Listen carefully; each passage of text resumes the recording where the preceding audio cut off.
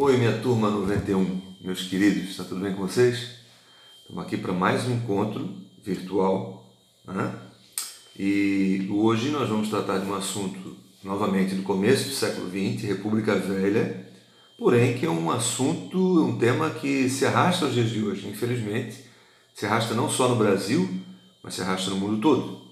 Nós vimos cenas aí recentemente, cenas de violência com relação à questão racial, né, aos maus tratos da polícia norte-americana com um cidadão que foi preso, passaram uma nota de $5, mas que foi sufocado até a morte, principalmente por questões raciais, né, por ser um homem negro, por ser um homem grande e um homem branco, fardado, quis mostrar um pouco da sua supremacia, talvez a sua supremacia ariana, né?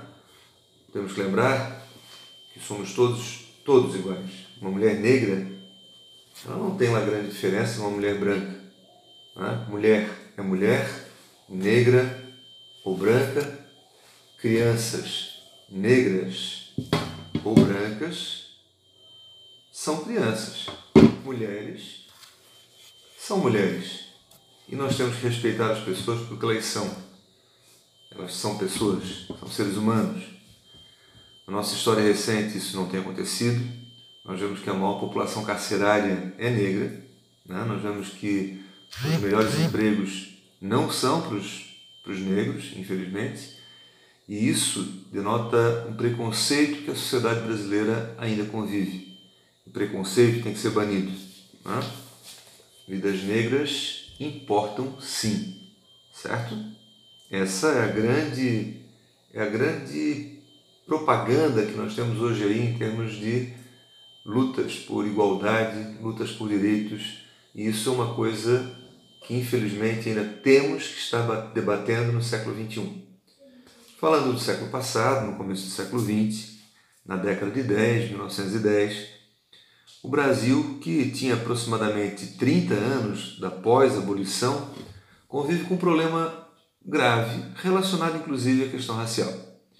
Nós vamos falar hoje da Revolta da Chibata.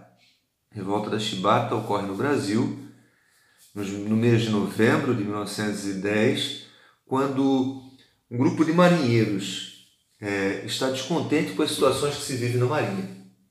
Bom, nós temos que pensar primeiro que em 1888, no final do Império, nós temos o fim da escravidão no Brasil, a abolição da escravatura. O fim entre aspas, né? Essa escravidão que chega ao fim oficialmente em 13 de maio de 1888 colocou às ruas milhares de negros, milhares de homens e mulheres que se tornariam homens livres, mulheres livres, porém sem um trabalho decente, sem uma condição de ascender a condições sociais de diferente situação. A miséria era o destino de muitos. Para tentar fugir da miséria, alguns dos filhos destes negros, ou eles mesmos, ex-escravos, ingressaram nas Forças Armadas. A Marinha e o Exército eram as Forças Armadas na época, no começo do século XX. Nós ainda não tínhamos aeronáutica. E muitos desses negros e filhos desses negros ex-escravos se tornaram, então, marinheiros. Dentro da Marinha brasileira havia uma condição bastante ruim com relação à alimentação, com relação ao salário dos soldados de mais baixo escalão, com relação inclusive, até a própria questão de castigos corporais, que lembravam os tempos das fazendas, onde muitos daqueles que eram negros, ao cometerem qualquer deslize, qualquer falha nos navios, eram levados ao mastro do navio, eram amarrados e eram chicoteados. Geralmente, uma pena de 25 chibatadas era o que estes negros, que estes marinheiros, geralmente os negros, eram submetidos a sofrer. Bom, isso ocorre até o dia em que Marcelino Rodrigues Menezes, que era um soldado de baixo escalão, negro, reage contra um oficial. Havia aí no começo do século XX um desentendimento bastante grande entre as diferenças salariais entre os salários dos oficiais, que receberam reajustes, e os salários dos mais baixos cargos dentro da Marinha. ocupados principalmente por negros.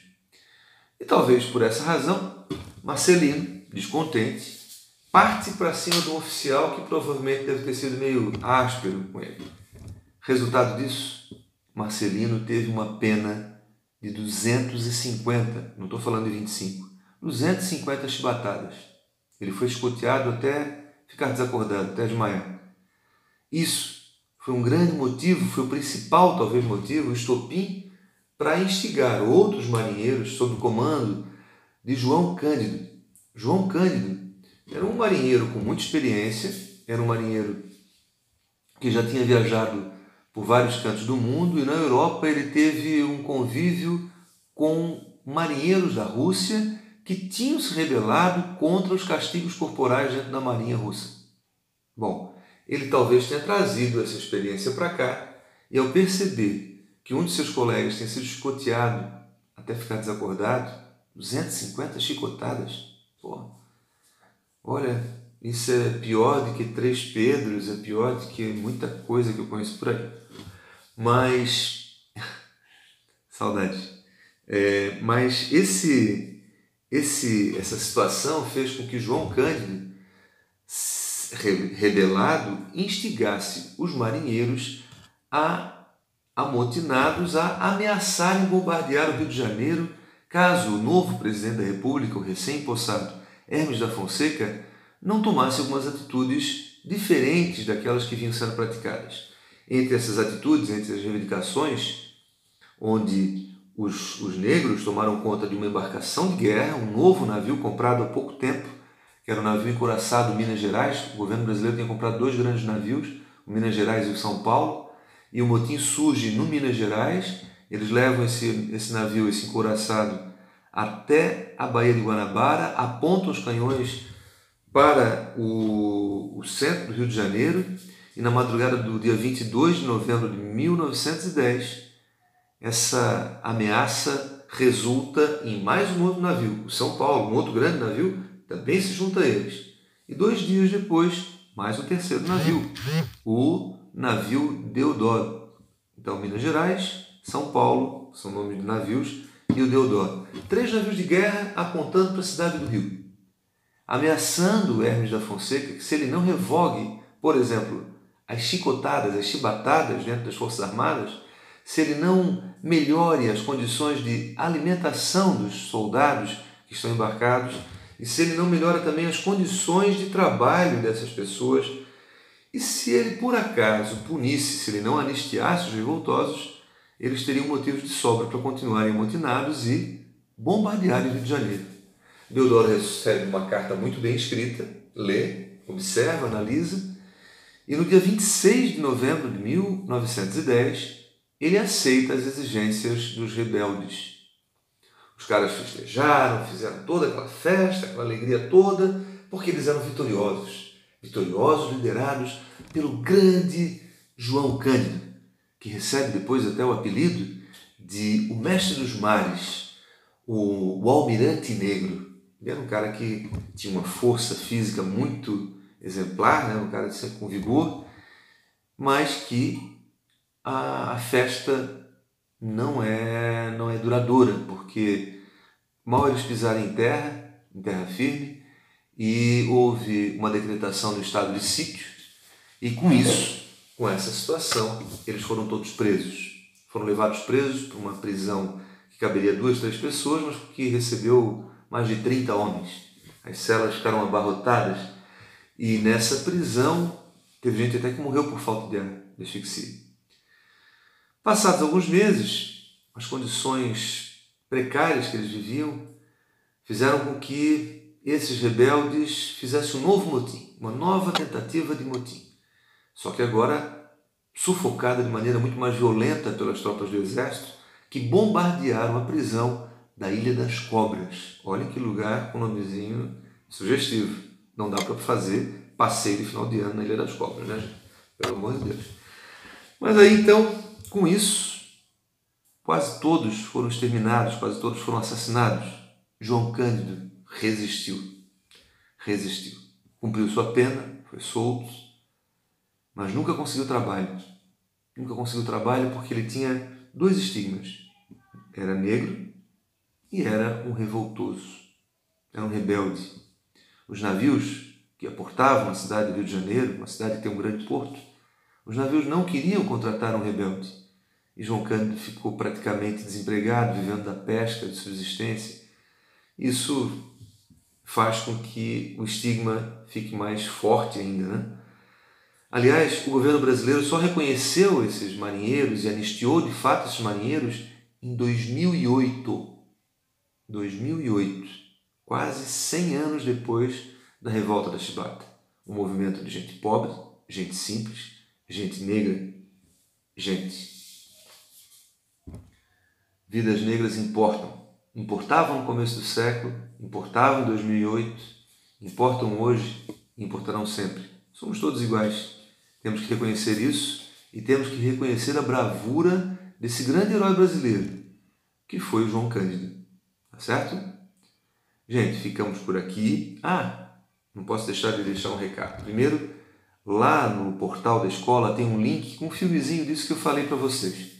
Primeiro, então, eu quero que vocês revejam esse vídeo que eu dei para vocês, tentem fazer as atividades e depois assistam novamente esse link e aí sim façam as atividades de vez e encaminhem para a gente.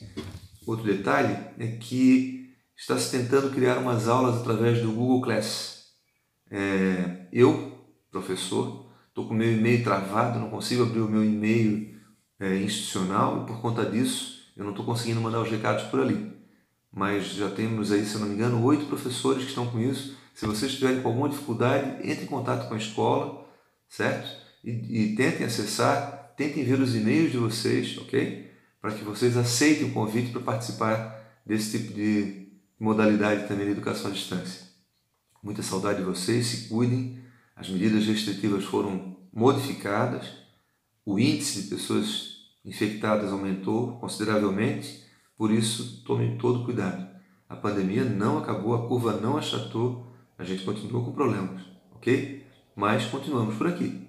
Eu na minha casa, vocês na de vocês, e espero que tenham gostado de mais essa aula. Um grande abraço e até uma próxima.